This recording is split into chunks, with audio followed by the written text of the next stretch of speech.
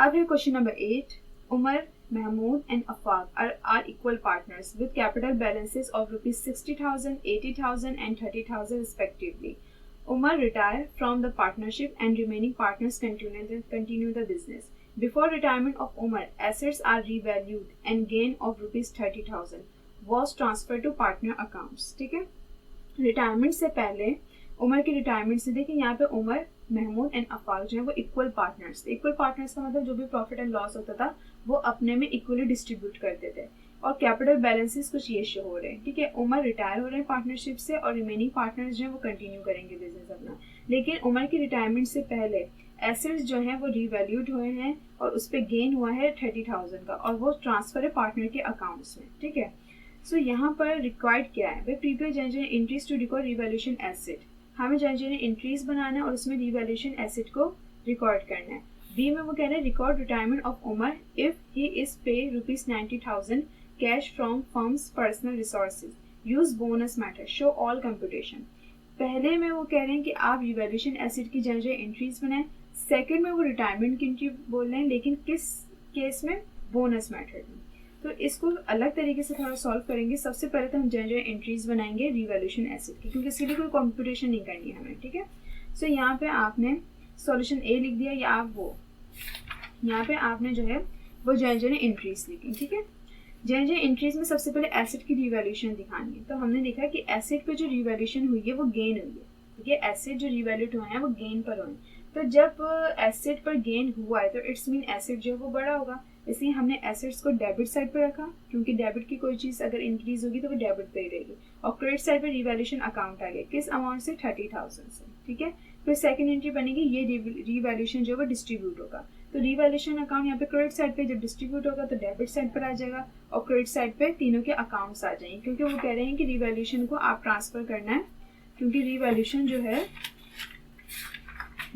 है वो ट्रांसफर हो रहा है 30,000 का पार्टनर्स के अकाउंट में. सो ये इक्वल पार्टनर्स थे तो इक्वली डिस्ट्रीब्यूट हो जाएगा. सो अगर 3 पार्टनर हैं और वो कोई भी profit and loss equally distribute करते हैं तो उनका जो रेशियो होगा वो 1/3 1/3 1/3 होगा. ठीक है ना, तो उमर्स कैपिटल 30,000 को 1/3 से मल्टीप्लाई करा, महमूद कैपिटल 30,000 को 1/3 से मल्टीप्लाई करा, अफाक्स कैपिटल 30,000 को 1/3 से हमने मल्टीप्लाई करा. सो 10,000 आ गया, इक्वली डिस्ट्रीब्यूट कर लिया इन्होंने. ठीक है, और यहाँ पे नरेशन बन जाएगी to record gain distributed.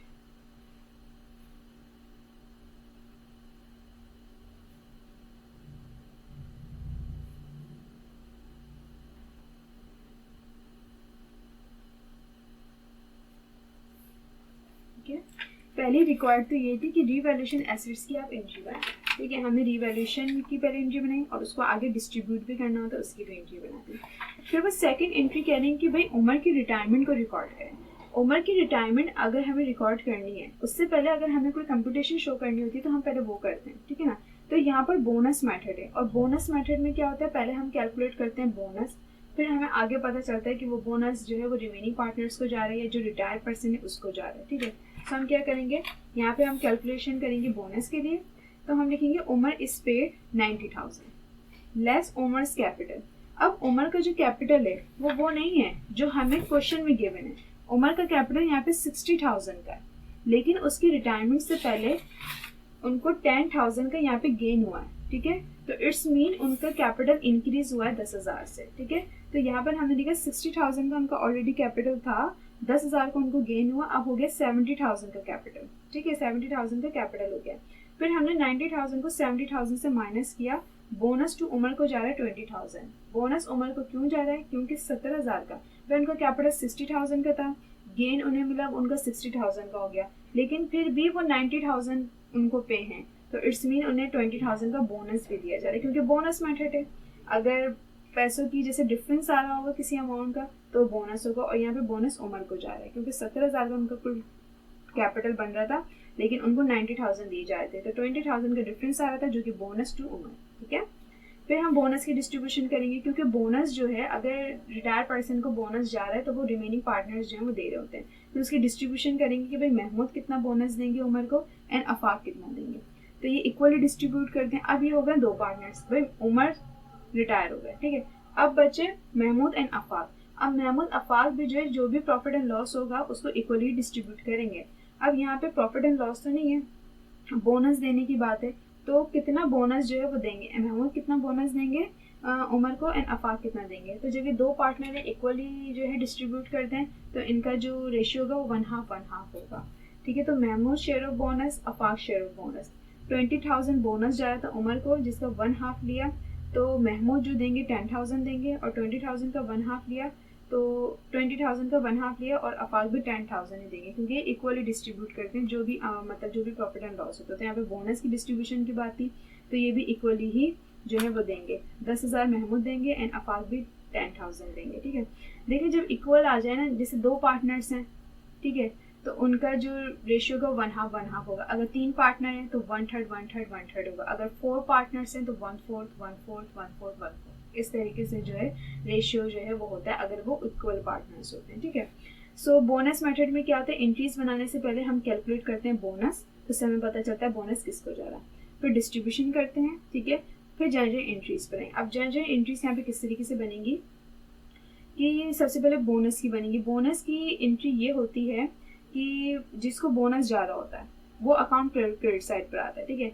Bonus किसको जा रहा है, उमर को। सो उमर का कैपिटल 20,000 से क्रेडिट साइड पे चल जाए कि उमर को बोनस जा रहा है 20,000 से, इट्स मीन उमर का कैपिटल इंक्रीज हुआ है 20,000 से।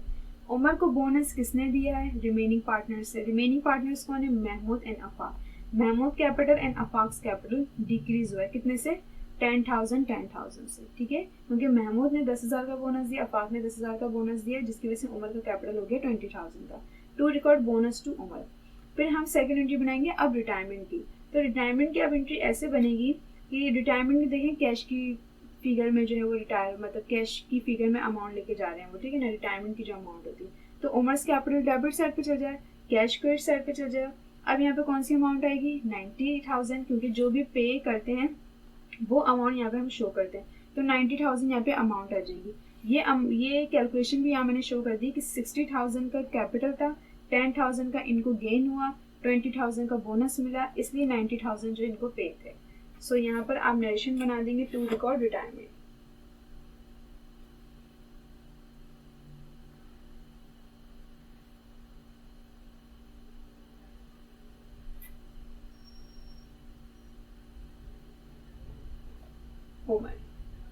उमर की रिटायरमेंट को हमने रिकॉर्ड कर लिया।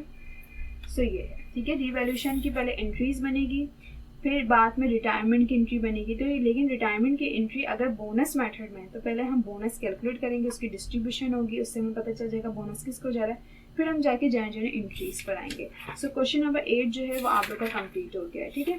इसमें क्या था, एसेट्स की रिवैल्यूएशन भी थी, मतलब गेन भी था, मतलब एसेट्स की जो रिवैल्यूएशन है उस पर गेन भी था, वो भी डिस्ट्रीब्यूट करा। फिर हमने रिटायरमेंट की जो एंट्री बनाई वो भी बोनस मेथड की जो है बेस पे बनाई। सो यहाँ पर जो है वो दो तरह के मेथड आए थे, क्योंकि ज़्यादातर क्या होता है कि रिवैल्यूएशन वाला एक अलग क्वेश्चन होता है, बोनस मेथड वाला एक अलग क्वेश्चन होता है। यहाँ पे दोनों मर्ज करके दिए हैं, तो मर्ज करके अगर दिए जाएं वो किस तरीके से सॉल्व होंगे वो मैंने आप लोगों को बता दिया, ठीक है। सो क्वेश्चन नंबर 8 जो है वो आप लोग का कंप्लीट हो गया है।